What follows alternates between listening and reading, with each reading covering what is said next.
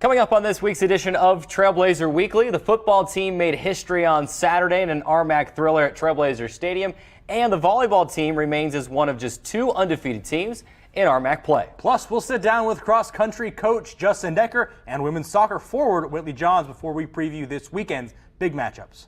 We've got it all on today's show, so let's do this. Trailblazer Weekly starts right now.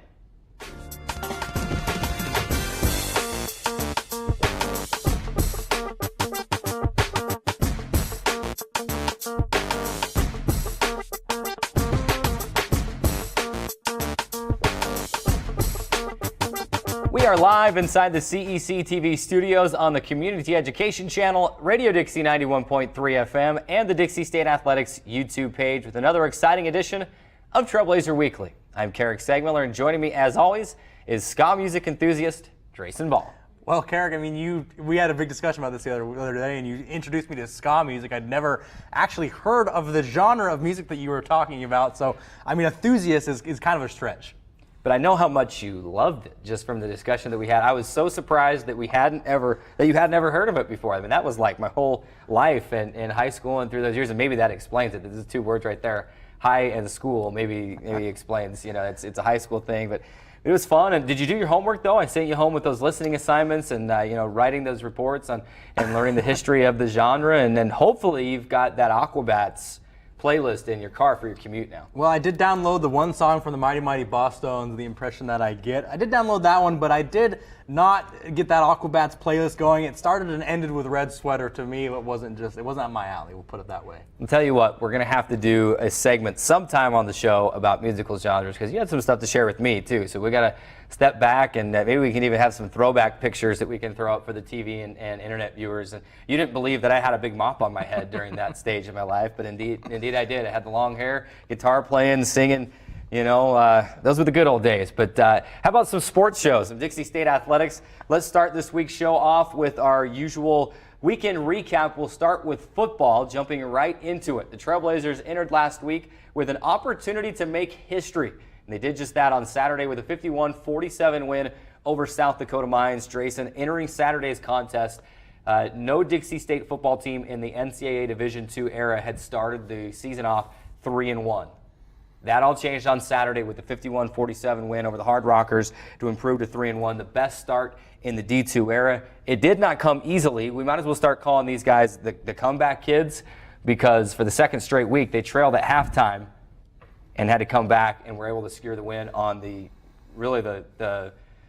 it's not the last minute because they left a couple minutes on the clock, but Trent Darmus moved the offense down the field, scored that go-ahead touchdown. Defense got the stop it needed, and they sealed the game. But a thrilling come-from-behind victory for this Trailblazer squad, and the comeback kids do it again. Yeah, game-winning touchdown for all intents and purposes, Carrick, even though it wasn't the last minute of the game. Yeah, I mean, you mentioned it. 2 consecutive come-from-behind wins to cap off 3 consecutive victories overall, 3 here on their home stadium. As we remember, they trailed New Mexico Highlands 23-15 at halftime in that game 2 weekends ago, and then last week, obviously, we mentioned 33-27. They were trailing the Hard Rockers in that game. We're able to come from behind in the second half, led by their offense, Carrick. That's really what propelled them in both games, in my opinion. Obviously, their defense was tremendous in both games. And that's one of the things that's really important to me. If you can come out in the second half of games, that shows to me, one, that you're making adjustments. That you can go into halftime, you can make those adjustments to say, hey, they're doing this, or they're not doing that, or this is what we expected. We didn't expect this. And you can make those adjustments. And 2, you don't give up. I've seen Trailblazer teams maybe in the past, a couple seasons ago, that might have come out last weekend trailing 33-27 at halftime and maybe just thrown in the towel. And it could have been a 52-27 final, something like that. And I don't think that's the case with this team. They've proven that they can come out in the second halves of games and compete and really not quit and give up. And I really like that aspect about this year's team. You mentioned the offense, and it's interesting. You look back last week and this week, 2 games in a row, the Trailblazers have been outgained, but have still won the game. There's all these quirky little stats that you can go back and look through. The game notes section that you get a chuckle at. Dixie State's record win playing on Saturdays or Fridays, or when tying their left shoe first or right shoe first, or Dixie State has a very good record when they score first. It's interesting because they've been scoring first in these games, but then they trail by halftime, they come back, they still win, even though they've been outgained. And this week, they were outgained by more than nearly 140 yards. But a lot of that has to do with the kick return touchdown. It has to do with some of the turnovers that they were able to take advantage of, the short fields. And they were able to take advantage of those miscues when they happened. Not too many of them happened, but they were able to take advantage of some of those miscues. You mentioned the offense. How can you mention the offense without talking about C.J. Luongo? It seems like we talk about him every week.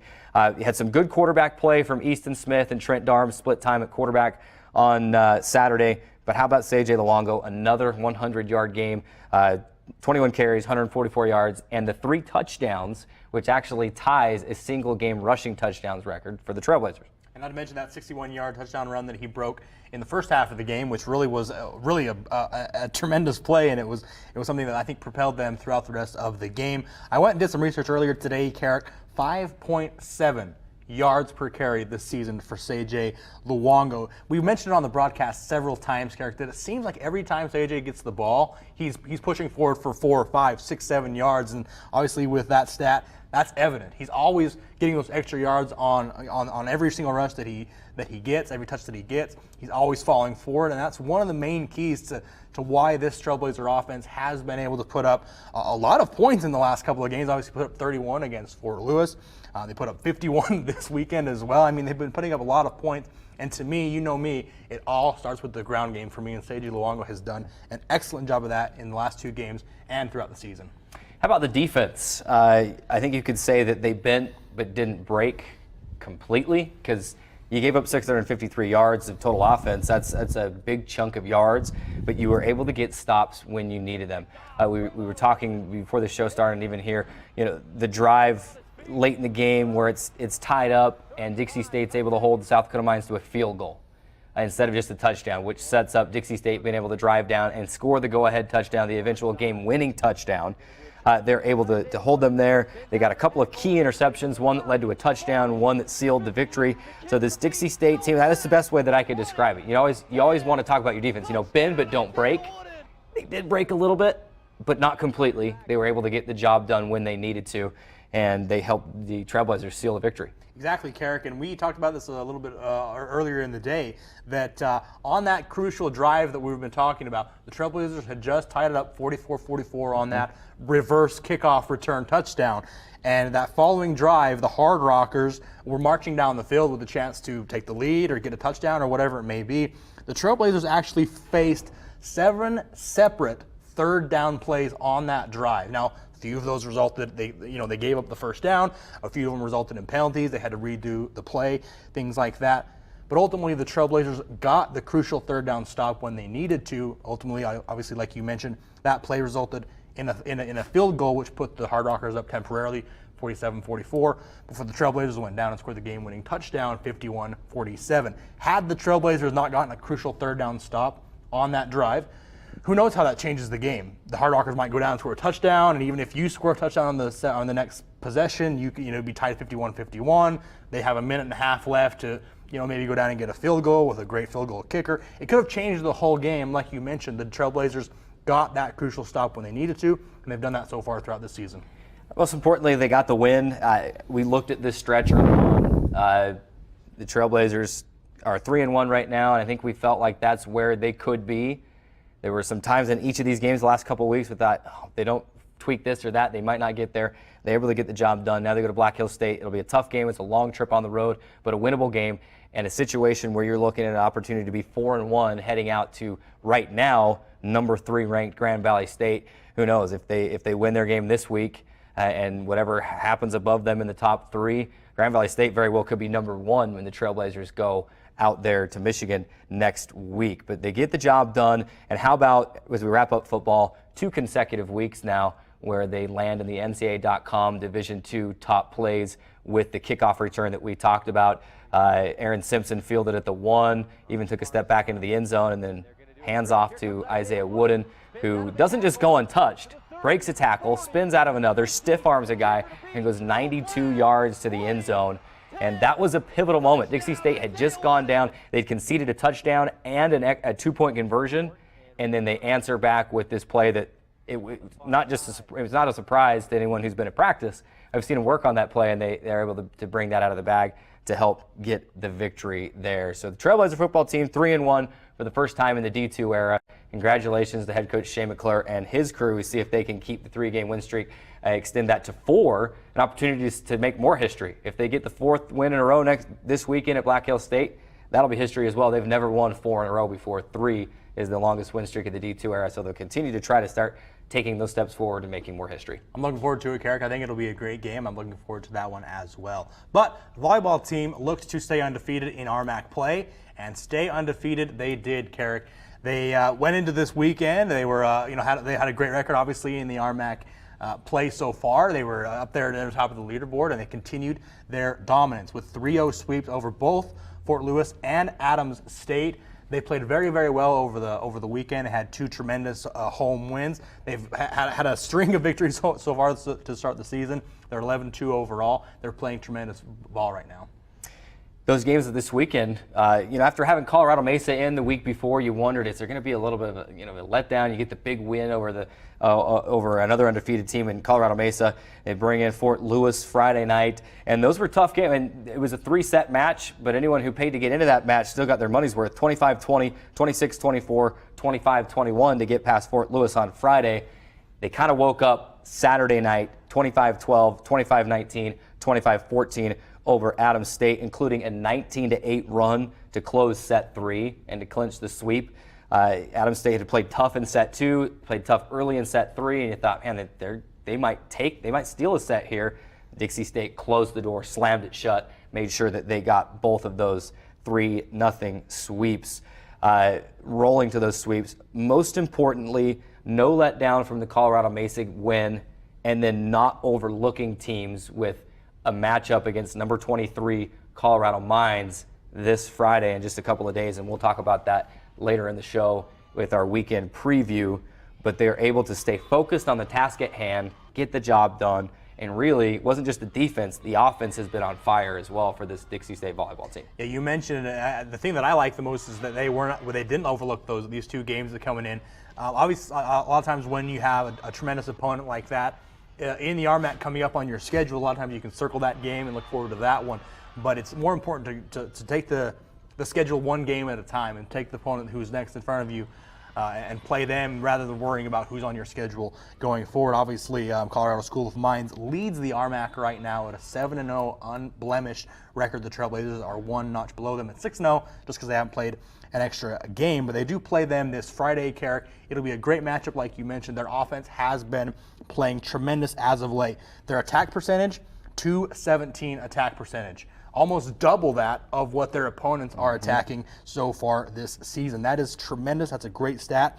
Obviously, also, this is another tremendous stat that I found doing research this weekend. Of the 13 games they've played, Carrick, they've won set 1 10 times. 10 times have they won set 1, and they've won set 3 11 times out of the 13 games they've played. That shows to me that they are disciplined coming out of practice and saying, we're going to go get the first game of this set. We're going to go show who we are early in the match. We're going to go get set 1. And they're also saying, we're going to close teams out. We're not going to let it get to a 4th set and maybe even to a 5th set. When we have the chance to close teams out in 3 sets, we're going to go win that 3rd set and put a staple on that game. Yeah, just the one match that's gone 5 sets this year. In the couple of losses they've had, one of the losses with a 3-2, or 2 matches, that have gone 5 sets, 1 loss, 1 victory, and then their second loss was a 3-1 loss to Arkansas Fort Smith here. But Dixie State, when they're able to do it, they want to get the job done. They don't want to let it go any longer than 3 or 4 sets, and they're able to do that. You mentioned their hitting percentage on the season.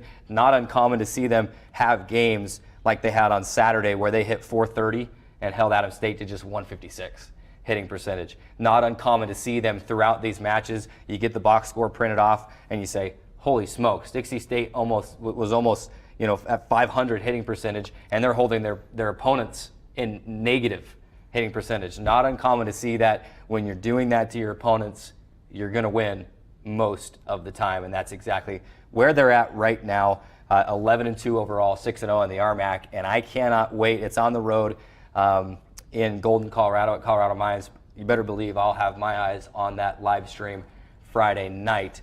DixieStateAthletics.com. will have links to those live streams. That's football and volleyball, our main ones. We got to take a break here in just a minute, but we want to mention some of the other scores from the weekend. We're going to have cross-country head coach Justin Decker on here in just a few minutes, so he'll help us break their performance in Las Vegas down a little bit more in depth. Women's soccer, they split their final trip. How about 7 consecutive games to start the season on the road for the women's soccer team? Over 4,500 miles traveled in that stretch, so they've got their frequent flyer miles already going. 1-0 loss on Friday to Regis. They bounced back with a 4-0 win over Black Hill State on Sunday, finally starting to find the net in South Dakota. Men's soccer, a 3-2 loss to Regis on Friday, and then to Colorado Springs on Friday, and then a 1-0 loss to Regis on Saturday. Just having trouble giving up that first goal, and then once they give up that first goal, they're having to chase just a little bit. Cross country, as I said, we've got to wrap up so we can go to break. Cross country, both teams finished in 4th. The women's team finished ahead of one Division I opponent at the Las Vegas UNLV Invitational. They finished ahead of Division I UC Riverside. Kyle Warwick on the men's side, Billy Hatch on the women's side. They both finished in 5th. Kyle Warwick finishes ahead of all 13 Division I competitors. Coach Decker will join us next to help us break down that. Men's golf, 5th place at St. Martin's on Friday and Saturday. 12th place, slipped up a little bit. We're in a pretty good spot halfway through their first round on Monday at Western Washington, then kind of slipped up, and that carried over into Tuesday. They finished tied 12th there. And, we're going to have some features and some things on the men's golf team coming forward. We'll also get out to women's golf practice and see them as well. But that's your weekend recap, and a lot going on this last weekend. No home events this coming weekend. So other than Friday and Saturday, we have some soccer, but on Saturday, no home events. That's like unheard of. That's an athletic administrator's dream to be able to have a Saturday kind of off. So a lot going on. Go to DixieStateAthletics.com to see the full recaps and photos and stats and whatnot. We got to take a break. When we come back, we will have cross-country head coach Justin Decker join us right here on the set. Don't touch that dial. Much more Trailblazer Weekly coming up right after this timeout. Hey Dixie State fans, this is Carrick Sagmiller and Drayson Ball. We're here to tell you about Trailblazer Weekly, our new show airing every Wednesday at 3 p.m. beginning on August 29th on CEC TV, the Dixie State Athletics YouTube page, and on Radio Dixie 91.3 FM. On Trailblazer Weekly, we'll bring you in-depth interviews with Dixie State coaches, administrators, and student athletes.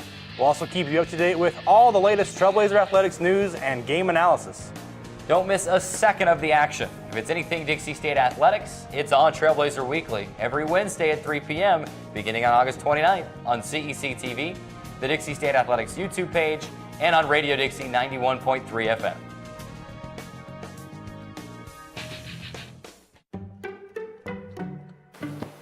Testing. Why did the girl ask the mushroom to dance? Because he was a fun guy.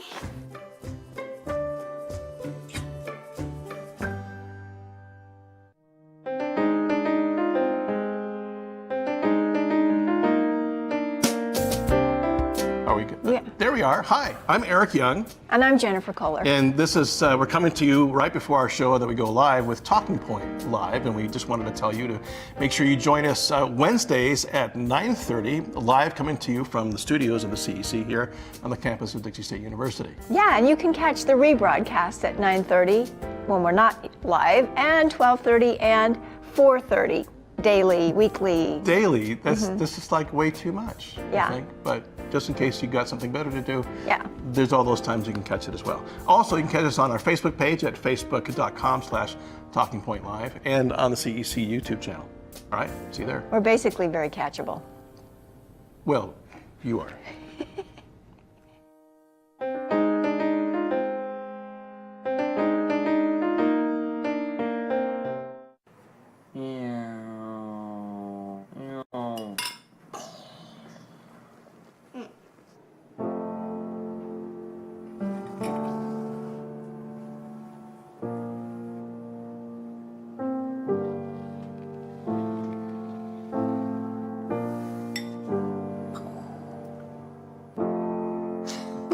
Visit aarp.org/caregiving for information on how to provide even better care for the person who wants to care of you. Where do you find the titans of classical music in St. George?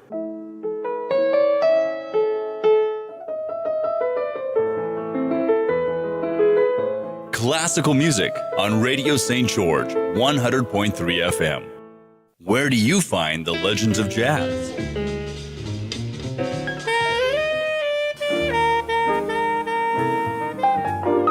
Evenings on Radio St. George 100.3 FM.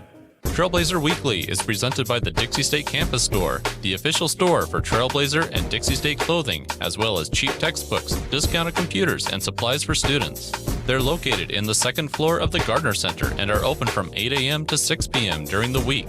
Closed on Saturdays and Sundays? You can stop by any time because they'll be loaded with great Trailblazer swag all the time. The Dixie State cross country season is in full swing with 2 races already in the rearview mirror. Here to help us break down the first few weeks of the season is head coach Justin Decker. Coach, thanks for joining us today and taking time out of your schedule to be with us as we chat about cross country and what your student athletes are up to this season. So thank you for being here. Thank you. Thrilled to be here. Let's just jump right into it. Want to recap the first couple of weeks. Like I said, we chatted with you on Media Day a couple of months ago. We're now into that schedule. Up to BYU, week 1. They moved the race up to Logan because of the poor air quality, which I'm sure some of your runners were okay with, so they're not having to breathe in that smoke throughout the race. Then to Las Vegas last weekend. Just recap the first 2 weeks for us. Let us know how the teams have done and maybe a couple of runners that have emerged as team leaders through those first couple of weeks. Yeah, that first weekend was pretty crazy. We didn't find out till the day before the race that we'd be moving the location 2 hours north, so that had a little bit of effect on our travel plan and schedule, but we were happy to be up in cleaner air, and it was pretty bad. We drove through Provo and it was pretty bad, so glad we weren't running in that. But our runners performed really well for first race of the season. A lot of the teams we were racing against had already run at least one race. But that first race is always kind of just an icebreaker, get back into the swing of things. So that's how we looked for it. We were happy with a lot of the performances, but didn't take too much off of that race and the results. And then went back 1 week later this past weekend to UNLV. So saw some stronger performances. And very happy with how the teams did there. We're still working through a couple injuries, so we're not at 100% health yet, but we're getting pretty close. So by the next couple weeks, as we start to get ready for conference and regional meets, we should be at 100% and ready to go for those. Let's talk about just some names. Let's throw some names out there for both teams. Kind of a little bit different than what we've been used to over the last few years. The men's team, we've been hearing Hunter Chamberlain's name, Rodney Ward for a couple of years. The women's team, Skylar Story was a staple in the program for 3 years. Skylar has graduated, move on. Hunter not going to run in any races, at least part of the team this year, as he kind of finishes school up and gets going, I think, toward a master's degree, if I understand correctly. And then he saves that year of cross-country eligibility to be able to run next year, should he choose. But why don't we start with the men's team? I know Kyle Warwick's one of the big names, a transfer from SUU. He's been your top finisher both weeks in a row. But starting with that men's team, who are some of the others that you expect to kind of be up there with him this year? Yeah, Kyle's definitely the leader right now, as you've seen in the results. Fifth overall in that race, and there's some pretty good teams there. Alaska Anchorage, who's ranked every single year in Division II, and then we have two Division I schools. So it was pretty good competition, and for him to be fifth overall was a really good performance from him. And we're still working a couple things out where I think he could be even a little bit better than what he's shown already. Other men up there are a couple freshmen.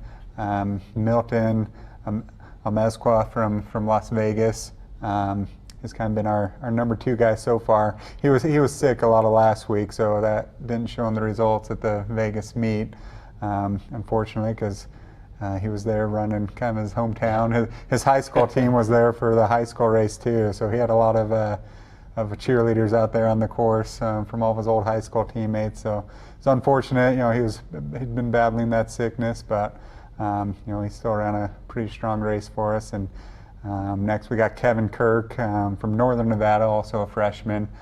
He comes from a smaller school, but doing great for us, and real bright future for him, and lots of room to grow. And you did mention Hunter, even though Hunter isn't competing this year. Just having the experience of him around, he's still at practice and a leader on the team, even though he's not running in the races. So, he will be starting the Master of Accounting program that this university's starting this year. So we'll be excited to have him back racing next year. And he's technically the only senior on the roster redshirting to be back next year. So we should have the entire men's team back potentially next year. And women too, or? Yeah, no, I was just going to say how exciting too that, if you've got to miss a season of eligibility, why not to kind of make history and be one of the first in the first master's program here at the university. So that's exciting for him. Yeah, and then let's move into the women's team. Skylar Story's graduated. She's gone, but you've got a lot of great, some of those sophomores that competed well as freshmen last year. And Billy Hatch, Lainey Wells is back, as well as some freshmen joining the squad. So just take us through that women's team and who's impressed you so far and whose names we'll be used to hearing by the end of the season. Yeah, from last fall, we had a real strong, tight group of women on the team last year, a group of 6 that was real tight together, close together. Returned 4 of them, but of that group, Billy Hatch has really made huge strides and become, you talk about the really strong individuals we've had in the past with Rachel Young, Skylar Story. Billy Hatch is not far behind them. She's took huge strides in the track season during the spring. She was 5th in the Pac West in the 10K in track and was the #1 freshman in the conference last year. And Pac West was pretty strong too. And she's just continued that this year, just pushing forward. So, she's got a lot of exciting things ahead for her. And then Samantha Jacobson's a freshman, our #2 right now. And then she's doing great. And a couple other the returners, Alyssa Herring, Sarah Fish, Lainey Wells, kind of the ones behind her. Coach, you participate. Every year you participate in a lot of the same type of events. You go to BYU, you've got a UNLV, you go to SU every single year. It seems like. How often or how much of an advantage does it give you to kind of know those venues or know where you're going or kind of be familiar with the area as far as being able to run those races? Yeah, it helps a lot to know the course and to have run it before, especially when we have returners on the team that have run it the year before or in past years. So, that's what we were looking forward to at BYU, but it didn't quite happen. But and UNLV actually changed their course this year. So we haven't had that yet where we've run a course we're familiar with. But a week from now, going up to SU, as far as I know, their course is the same as what they've done the last couple of years. So at least that one will be familiar. And then after that, we'll go to San Diego. We ran that back, I think 2014 was the last time we ran in San Diego. So I don't think we have anybody still on the team that ran that before. But it's actually a course I ran when I was in the team in college and have coached there a couple times. So I know the course pretty well, so can prepare them a little bit. But definitely helps to go and running these races we're familiar with. Talk a little bit about how you train. I mean, obviously with other sports like football or baseball or whatever, there's a lot of different things that you can practice or train or whatever in those types of situations. But talk about cross country. How do you train other than just saying run? What's something specific or something unique that you do to help your athletes train and be better at what they do? Really, it really is a lot of running, but we do a little bit of race strategy. A lot of it is just these early races where we're kind of figuring things out, what works best for each runner, race strategy-wise. One thing a big push for me, especially at the beginning of the season, is just that first mile of the race, really going out at our pace, because so much in these races, especially when we're racing against Division I teams and stuff, everybody will start off so fast and maybe run a 5:50 mile for the women when their overall pace for the whole 3-mile race is 6:30. So starting out way too fast and they're dying those last 2 miles. So that's one big thing I focus on, especially at the beginning of the season and work on in practice, is just getting that pace down for that first mile. But yeah, aside from that, it really is just a lot of running. It sounds like me when I run. I decide I'm going to get a kick and start running, and I sprint down the street, and I'm done. I turn back and go back because I've exerted all my energy. But year 8 for you as cross country coach, right? Year 8. I thought, making sure I had that right. What's different now than it was in 2011 when you came in as your first year as a head coach, and even when you ran for this program a couple years before that? Well, going back to when I ran, that was when the program was brand new, and we only had 3 guys on the team. You have to have 5 competing and finishing to score. So we'd have to recruit either 2 basketball players, 2 football players, 2 baseball players every race we ran just to have a score in the meet. So, definitely come a long ways from that. It wasn't quite like that in 2011, but my first year as the coach. But we have made huge strides. Facility-wise, we have the new track. It's really nice to run in. That old track was kind of dangerous to run on because it was full of holes and hard as cement. So we're very grateful for that new track. We actually have locker rooms available to use now. Just size of the team, much bigger squad size, and more scholarships to use, and just overall kind of all around everything kind of taking steps up since 2011. You mentioned those facilities, and when you mention facilities upgrades, I think everyone thinks of Trailblazer Stadium because of the East Side Grandstand that's gone up, and the new field, and the new track, and of course you've got the Human Performance Center that's being built on campus. How much do those 2 facilities, in general, the new track and the field and the stadium and the Human Performance Center that's being built, how much does that help with your recruiting? I know a lot of people probably look at the stadium and assume, it probably helps football and soccer because they play in those, but like I said, you use the track, especially for your women's track team. They've got a nice track to run on now. How much do those facilities upgrades actually help your teams as well? Yeah, the track for sure. When we have recruits here, being able to go show them that we actually have a nice new track to run on versus what they used to see is a huge difference. But building that track also allowed us to add a women's track team, which was even a bigger impact on recruiting because so many recruits want to come and be able to run cross country and track. So that was a big thing hurting us in the past. So our women has seen a huge improvement on the athletes we're able to recruit because of the track program. And yeah, now that Human Performance Center, just to be able to show, now we could show kind of where it's at under construction, just to see that humongous, nice building actually under construction. It's pretty impressive to recruits and be able to show pictures of what it's going to look like and what it's going to have. That does bring a lot of excitement to potential student athletes and students in general. You can tell your student athletes that, hey, we're going to make you go swim for a workout today instead of running. But off this weekend to Cedar City and SUU the weekend after that, then another week off, and then to San Diego for the UCSD Triton Classic. Like you talked about, the next 2 races after that are the RMAC Championships and the South Central Region Championships, both in Denver, Colorado. So last thing before we let you go here, you talk about being familiar with courses. How much is that going to help being able to run the conference championships first weekend in November in Denver, and then if I'm not mistaken, right back to the same course a couple of weeks later for the South Central Region Championships? So it actually is a different course. Okay, different so both course. both will be in the Denver area. So that will still help to be able to go and get climatized to Denver, see what it's like to run that altitude in that cold weather in Denver in November. But that first week when we go to conference, we will probably stop by the region course to get a look at it too. Even though we won't be racing on it, we'll go and get a look at it while we're there to help prepare for the region meet.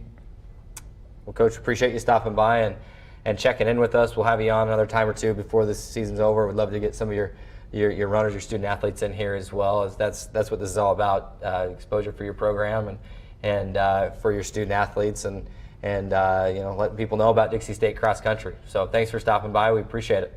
Thanks, you. Coach. And good luck going forward. We got to take another break. When we come back, Trailblazer Weekly continues as we bring in women's soccer forward Whitley Johns. It's time to take that break, and there's more Trailblazer Weekly right after this. Dixie 91.3. We don't play that. Nope, not that. A big fat no there. That's what we play. And stuff like that. On St. George's only alternative, Radio Dixie 91.3. Oh, and from 9 till midnight, we play this. I need a one dance. And this. Radio Dixie 91.3 FM. Oh, lunchtime. I'm starving. Yeah, me too. Hey, Carrick, have you heard about the most exciting new thing on campus this semester? Oh, you must be talking about the new grandstand addition on the east side of Trailblazer Stadium. No, man, that's actually not what I'm talking about. Oh, you must be referring to the new Human Performance Center they're building on campus. Well, that's a good guess, Carrick, but nope, wrong again. Oh, I know. You mean that this is the first season for Dixie State as a full member in the RMAC? All those things are really exciting, Carrick, but the most exciting new thing on campus is the new Trailblazer Weekly show every Wednesday at 3 p.m. on CEC TV, the Dixie State Athletics YouTube page, and on Radio Dixie 91.3 FM. You're right. That is more exciting. Trailblazer Weekly, every Wednesday at 3 p.m. beginning on August 29th on CEC TV, Dixie State Athletics YouTube page, and Radio Dixie 91.3 FM. Hi, good morning. Welcome to our set here of Talking Point Live. We're just getting ready to shoot our show, but we thought we'd put out a little bit of a promotion so you know when this is going to be rebroadcast. Right. You can find us at 9:30, 12:30. 4:30. Sorry, did I step on you? I'm always stepping on you. You are. Tune in and watch me step on Jen Moore. On Talking Or Point Live. attempt to, anyway. Where do you find the titans of classical music in St. George?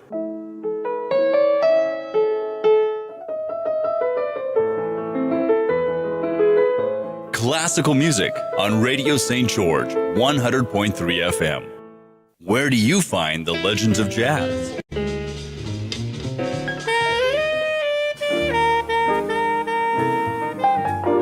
Evenings on Radio St. George 100.3 FM. You think getting dumped by text is harsh? Try getting dumped by a tennis ball. My ex-owner drove me out to the woods, yelled fetch, and by the time I brought the ball back, he was gone. Yeah, I was pissed. But the folks at the shelter helped me let go of my anger. I learned coping skills, like taking it to the hole. Boom! Now I'm ready to fetch again. But how about I throw and you run and get it?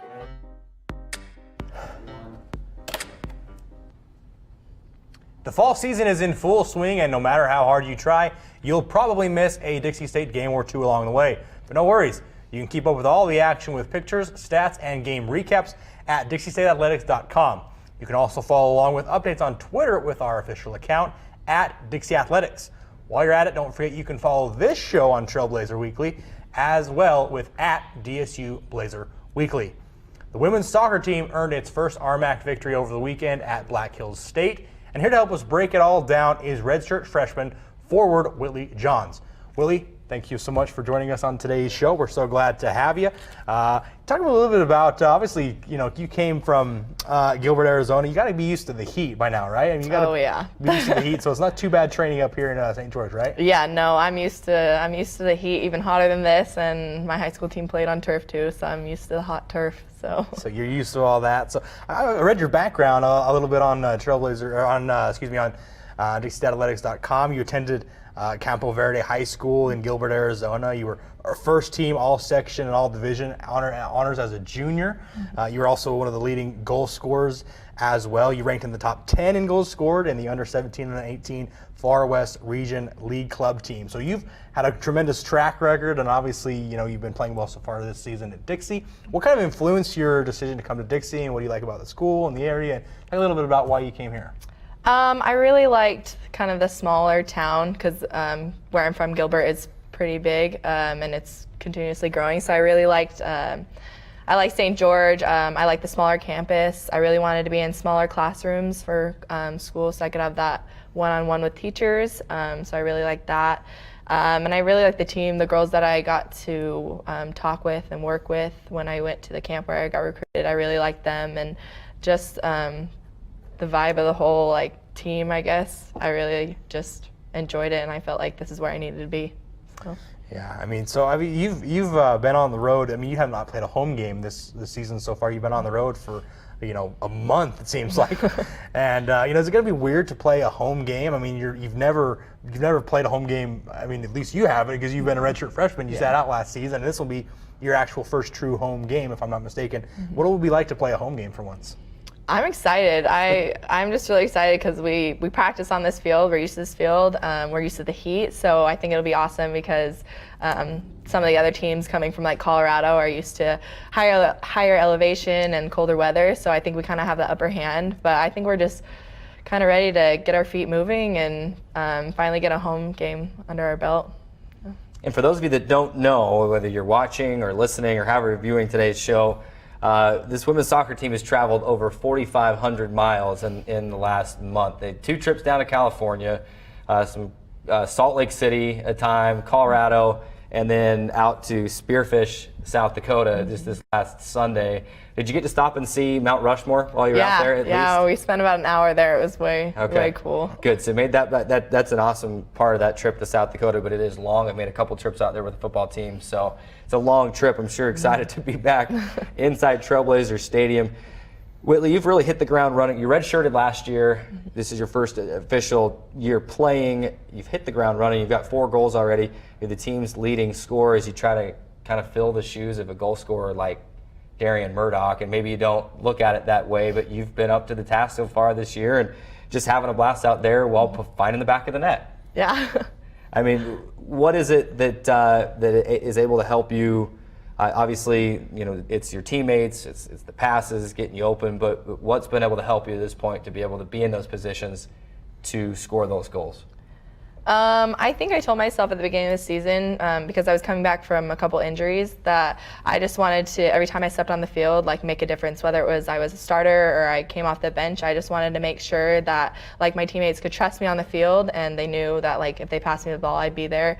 And I'm really just playing for, honestly, my teammates. That's really been my focus, is trying to get back to the way I played like my junior year, my senior year of high school and stuff.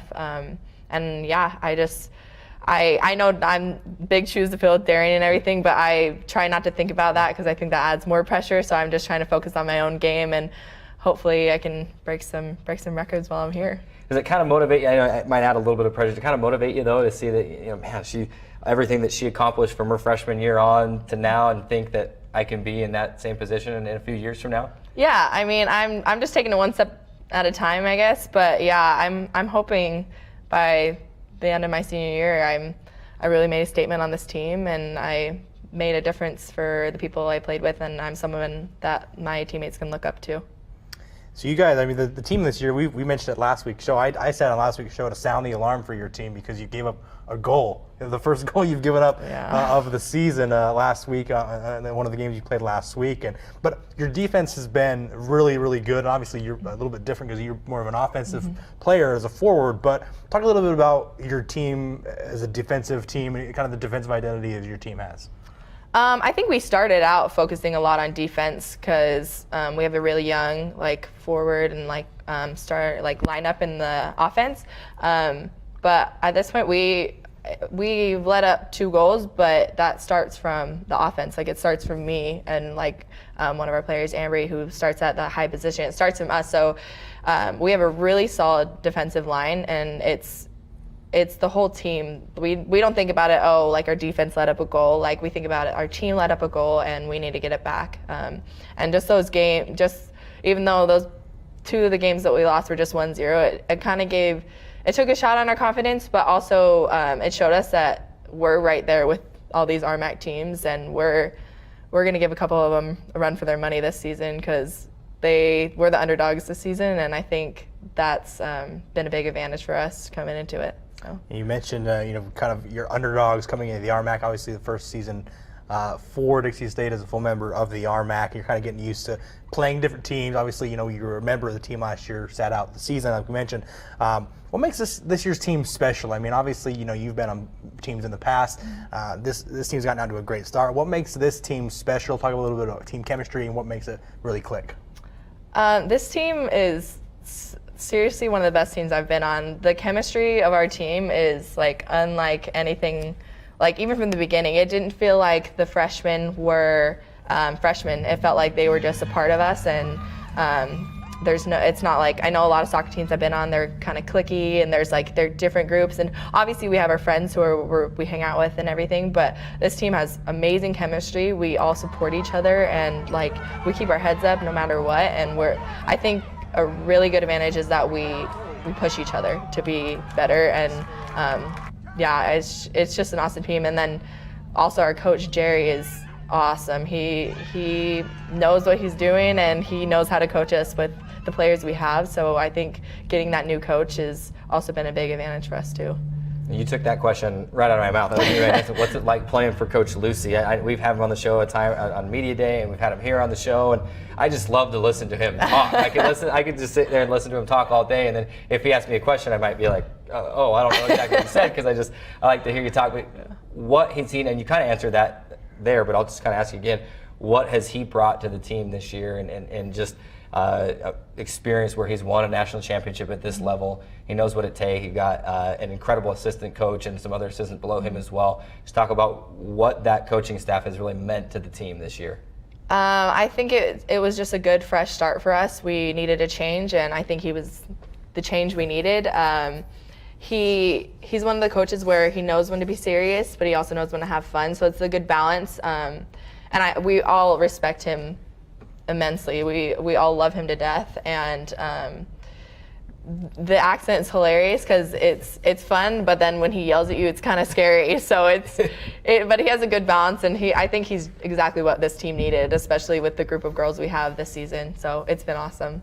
And if I'm not mistaken, he's not afraid to get in there and mix it up with you at practice too. I mean, he'll get out and play with you, right? I mean, he's still fit from his playing days. He can come out and run with the best of any of you, right? Yeah, he puts on his cleats every practice. He loves to get in on the drills with us, and we all always he makes one mistake, we give him crap, but it's funny.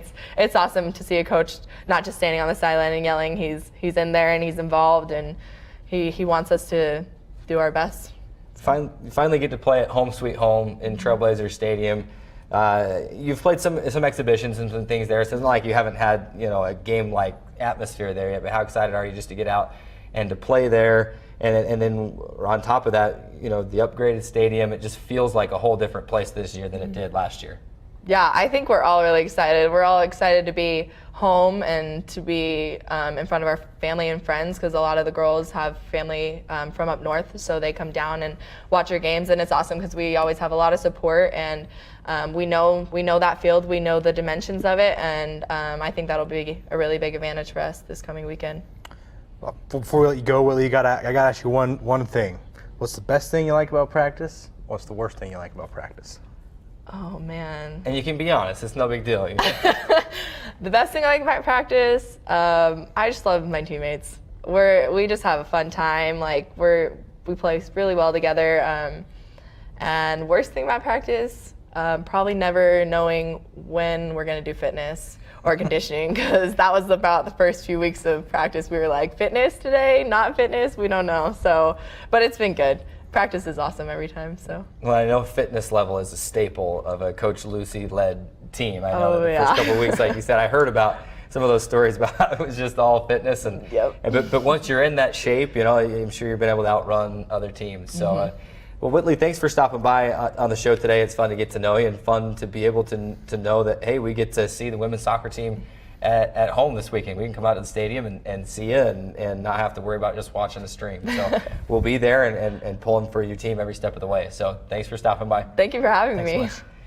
We got to take our final break. When we come back, we'll put a bow on the show with a weekend preview the women's soccer games and the men's soccer games here at home, as well as take a look at the football and volleyball teams' big-time matchups on the road. Time for that final break, and then we'll come back with the last segment of this week's edition of Trailblazer Weekly. We're back right after this.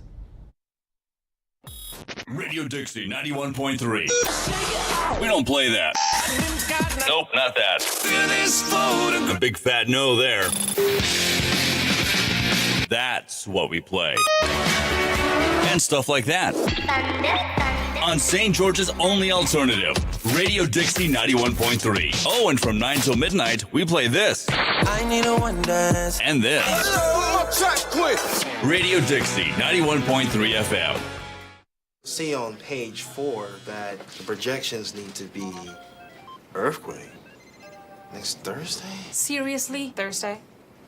Can't do that. This is really inconvenient. I have yoga that day. I have no time for this. So. I can't do Thursday, but I can do Friday. Disasters don't plan ahead. You can. Talk to your loved ones about how you're going to be ready in an emergency. Don't wait. Communicate.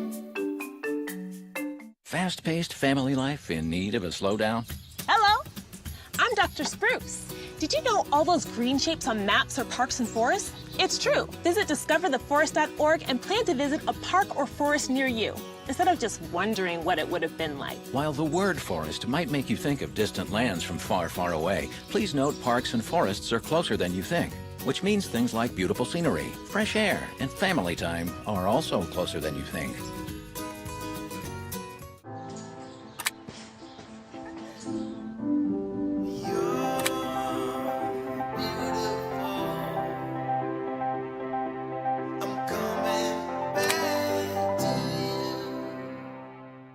What's Beethoven's favorite fruit?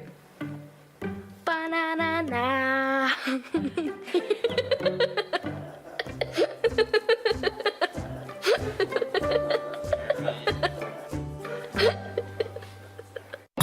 Radio Dixie 91.3. We don't play that.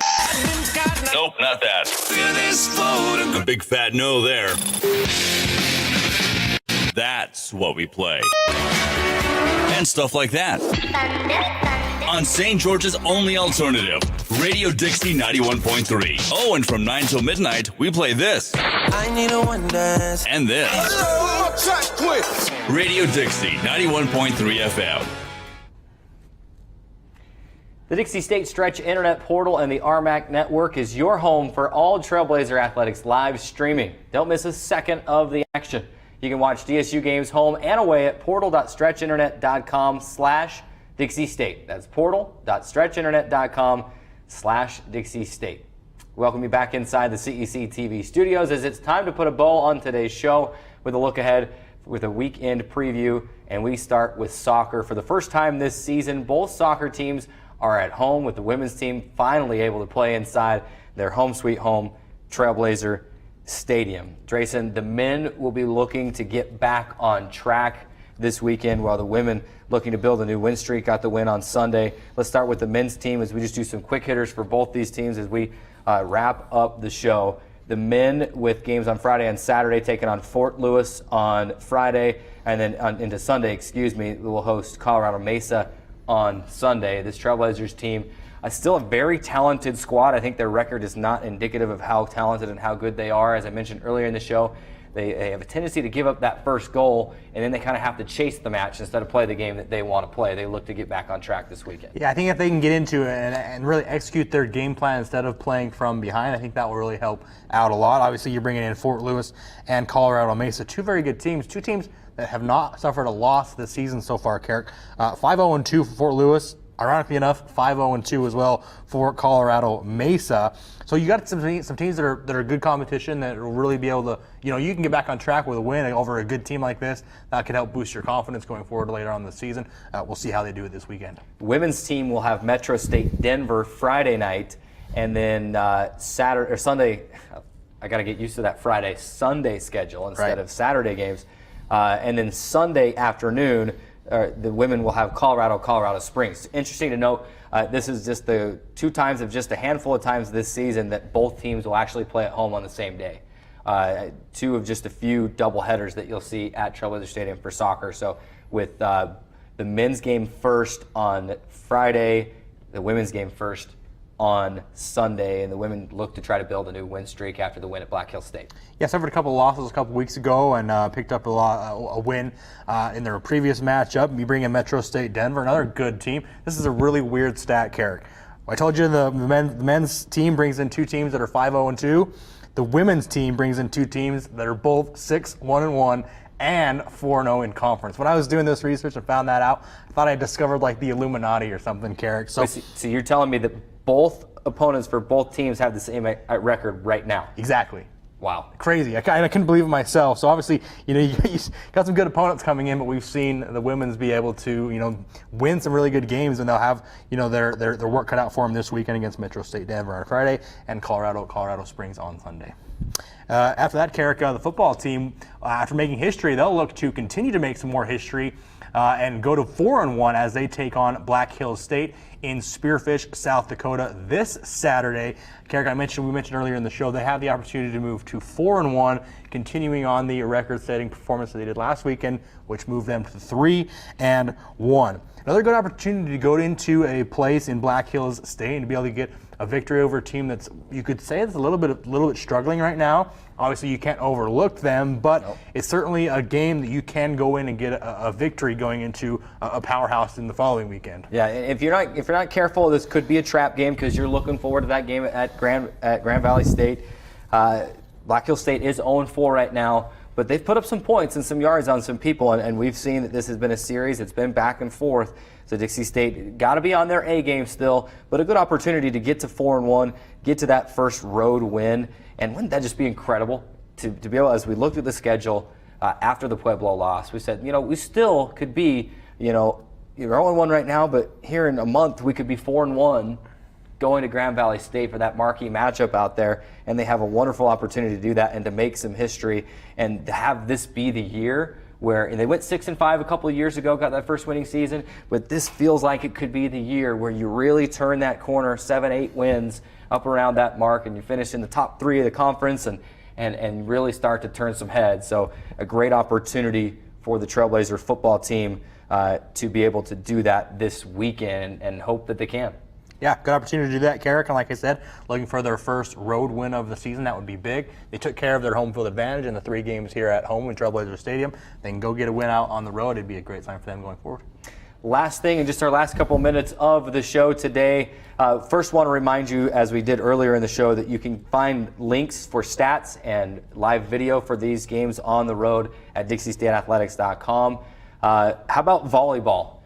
They got through those home matches. They took care of business. Now they get to go on the road to Golden, Colorado on Friday. Both of these matches are going to be huge, but they start with Friday against number 23 nationally ranked Colorado School of Mines, 7-0 in RMAC play right now. These are the only 2 teams that are still undefeated in RMAC play. Dixie State, Colorado Mines, something has to give on Friday night. You betcha. And the Trailblazers, the volleyball team, obviously has some experience in beating top 25 ranked teams so far this season. They beat the number 19 ranked team earlier in the season and the number 18 ranked team as well. So the number 23 team should be a cinch, right?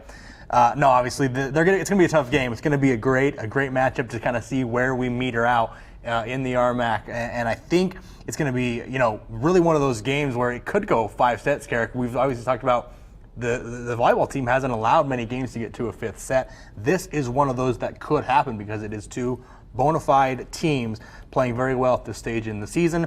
Another number 23 ranked team in the country, obviously in Colorado Mines. It should be a once-in-a-lifetime type of epic game matchup this season. The Trailblazers have that game against Colorado Mines on Friday, and then they go to Colorado Springs to take on University of Colorado Springs. I think it's huge that they get to play the game against Colorado Mines Friday night in terms of, Colorado Springs will be a tough team. We saw firsthand what they can do as they were here at the Burns Arena not that long ago for the big tournament to open the season. But just a big-time advantage to be able to go and prepare for Colorado Mines and then also for Colorado Springs, but to be able to play that game first and then hopefully you can get out of there with the win, hit the bus, and then be able to try to go keep that win streak going at Colorado Springs. A weekend where you're going to have conference championship and conference tournament hosting implications on the line. Yeah, it's a really crucial. It's a really crucial part of the schedule there, where you can go in, you can get that win against Colorado Mines, and then you can be leading the conference going into a part of your schedule where you can continue to build on those victories. I think it's a really important match for the season. I'm looking forward to it. Another our time is gone, and another edition of Trailblazer Weekly is in the books. This hour flies by so fast every week. We might have to make it a 2-hour show in the future. Who knows? But remember that you can watch the show anytime on demand at youtube.com/Dixie State Athletics. For Drayson Ball, I'm Carrick Segmiller. Thank you for making us part of your day. We'll see you next week right here on the show. Go Trailblazers.